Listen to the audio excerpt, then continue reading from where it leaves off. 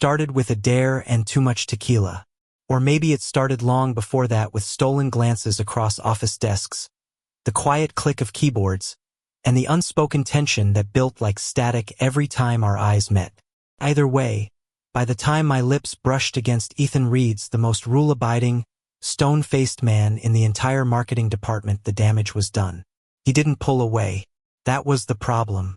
The air had cracked between us, and for one stupid, glorious, heart-stopping second, I thought maybe, just maybe, he wanted it too. But the next morning, he couldn't even look at me. I'm Liam Carter, creative copywriter, extrovert, serial disaster when it comes to workplace professionalism. Ethan? He's my polar opposite. The man who color-codes spreadsheets, corrects grammar in emails, and wears tension like cologne. We've been seatmates for 3 years, trading polite smiles and biting sarcasm. I never thought I'd see the day he'd lose control, let alone with me. Now every meeting feels like a war zone. Morning, I said the first day back after the party, voice cracking like a teenager. Mr. Carter, he replied, tone so cold it could have frozen hell. Perfect. We were back to last names. Only problem? HR had just assigned us to co-lead the biggest client pitch of the quarter. 2 months. Countless late nights. Just him and me. Fate clearly had a twisted sense of humor. First, I tried to laugh it off. Pretend it was nothing. Pretend I didn't remember how his breath had caught when my lips brushed his. But Ethan, being Ethan, refused to even acknowledge it happened. He buried himself in work, firing off curt instructions like bullets. Focus on the presentation, Carter. Keep it professional. Don't let your emotions interfere. The irony nearly killed me, because every time he leaned over my shoulder to review a slide, every time his cologne crisp, clean, maddeningly him filled the space between us, my heart decided professionalism was overrated. It didn't help that our co-workers had noticed something. The teasing started small. Careful, Liam, Sarah from HR whispered one day, grinning. If you keep staring at Reed like that, he might file a complaint. I laughed it off. Please. He'd rather file his taxes twice. But inside, I was unraveling. Because the truth was simple and cruel. I wanted him. The same man who barely tolerated my jokes, who built walls out of silence and sarcasm, who treated feelings like they were a liability. And the worst part? I was starting to believe he wanted me too. The signs were subtle. The way his gaze lingered a second too long when he thought I wasn't looking. The way his hand would twitch slightly, like he wanted to reach out but didn't trust himself. The night he drove me home after working late, his fingers brushing mine on the gear shift before he pulled away like he'd been burned. Maybe it was all in my head. Maybe it was nothing. But that night, the night of the final rehearsal for our pitch, something shifted. We'd stayed late again, the office empty except for the hum of the city below. I was sprawled across the conference table, exhausted, running through the presentation slides while Ethan adjusted the projector.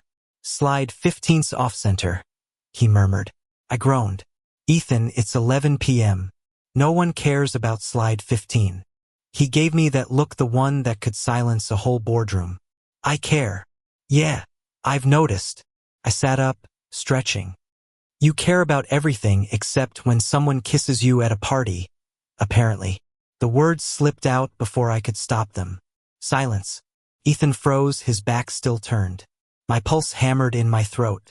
Forget it, I said quickly. Bad joke. Ignore me. He didn't move. Then, in the reflection of the glass wall, I saw him turn slowly, eyes dark, unreadable. Liam, he said quietly, his voice lower than I'd ever heard it. Don't do that. Do what? Pretend it didn't mean anything. The room tilted. I blinked, unsure if I'd heard right. So, it did mean something? Ethan exhaled sharply, dragging a hand down his face. I don't know. Shouldn't have. You confuse me. Yeah, well, you're not exactly simple either, I muttered, heart pounding. You kissed me back. His eyes flickered. I was drunk. Then why do you remember it so clearly? The air between us crackled again, that same dangerous charge from the party. He took a step forward, then another. Because, he said, stopping inches away, I haven't stopped thinking about it since. It felt like a confession and a curse all at once. For a second, I forgot to breathe. My gaze dropped to his lips, and suddenly the space between us was unbearable.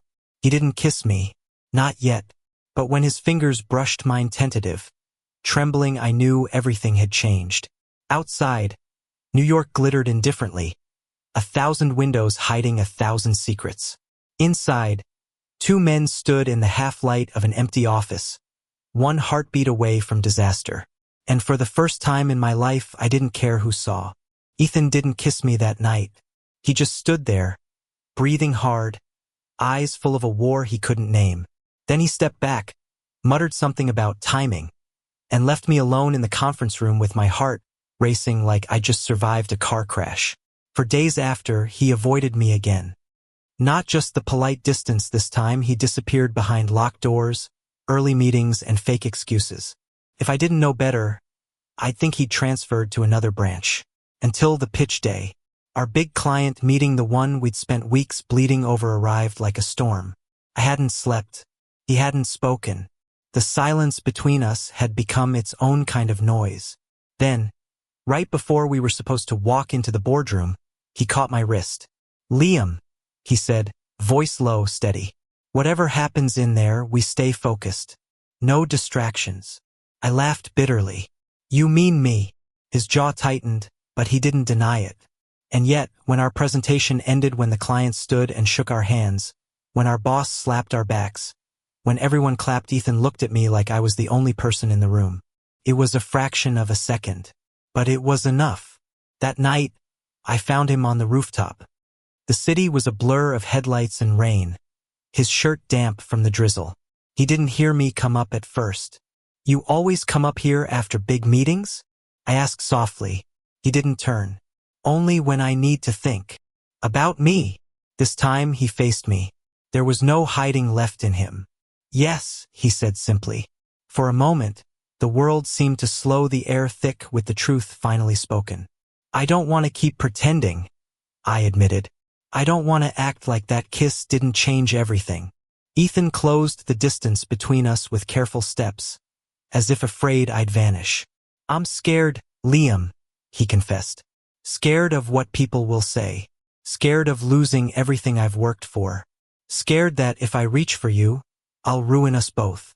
I smiled sadly. "You already did. The night you kissed me back." He exhaled, a shaky sound that carried months of restraint. "You drive me insane." "Good," I whispered. "Because you make me feel human again." This time, he didn't stop himself. His hands framed my face, and before I could say another word, his lips were on mine. No tequila, no dares, just raw, trembling honesty. The kind that hurt and healed in the same breath. And for the first time since that night, I kissed him back without fear. The city disappeared. There was no company, no HR policy, no world, just him, just us, two men who had been running from themselves for too long. When we finally broke apart, he rested his forehead against mine. "What now?" he murmured. "Now?" I said, smiling faintly. "We live, carefully, honestly, together if you'll have me." His eyes softened, that same guarded man finally letting his walls crumble. "I think I already do." The following weeks were a blur of quiet mornings and stolen glances. We didn't announce anything, not yet, but the air around us had changed. The tension that once burned with denial now hummed with something steadier, gentler. Sometimes he'd reach out under the table during meetings, fingers brushing mine for just a second, invisible to everyone but enough to remind me that what we had was real. Other times, he'd bring me coffee before I even asked, pretending it was for the team. He was still Ethan Reed, meticulous, controlled, infuriatingly proper, but now I saw the warmth hidden beneath all that armor. One evening, as we walked out of the office, Sarah from HR smirked. "You two seem close lately." I felt my stomach drop, but Ethan didn't flinch. "Closed teams perform better," he said simply and walked on. That was Ethan for you, brave in ways people rarely noticed. But the real test came a month later. Our department was nominated for an industry award, a big one. And during the celebration dinner, The same kind of event that had started everything. Fate decided to test us again. Someone probably drunk shouted, "Reed Carter, give us another one of those legendary party moments." The room laughed. My face burned. Ethan froze beside me. He could have walked away, could have denied it, made me the joke again. But instead, he reached for my hand under the table firm, grounding. Then, as the laughter died down, he looked at me and said quietly, "They'll never understand unless we stop hiding." Before I could respond, he stood, walked around the table, and pulled me into a kiss right there in front of everyone. Gasps, whispers, a few claps. And in that moment, the years of pretending, the quiet fear, the nights spent second-guessing, all of it burned away.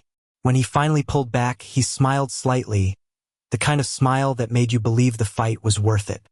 "I'm done pretending," he said. I laughed, a little stunned, a little terrified. "You just kissed me in front of the entire company." He squeezed my hand. "Good. Now HR can stop guessing." The fallout wasn't easy. There were awkward stares, rumors, an uncomfortable meeting with HR that felt more like therapy than punishment. But we got through it. We always did. Some people avoided us. Others quietly supported us. And somewhere between whispered gossip and awkward sympathy, something beautiful happened: normalcy. We became just another office couple. Two men navigating love, work, and everything in between. And on the mornings when he'd drive us to work, his hand resting casually on my knee at a red light, I realized that maybe love wasn't about grand gestures or rebellion. Maybe it was about choosing someone every day, even when it's hard.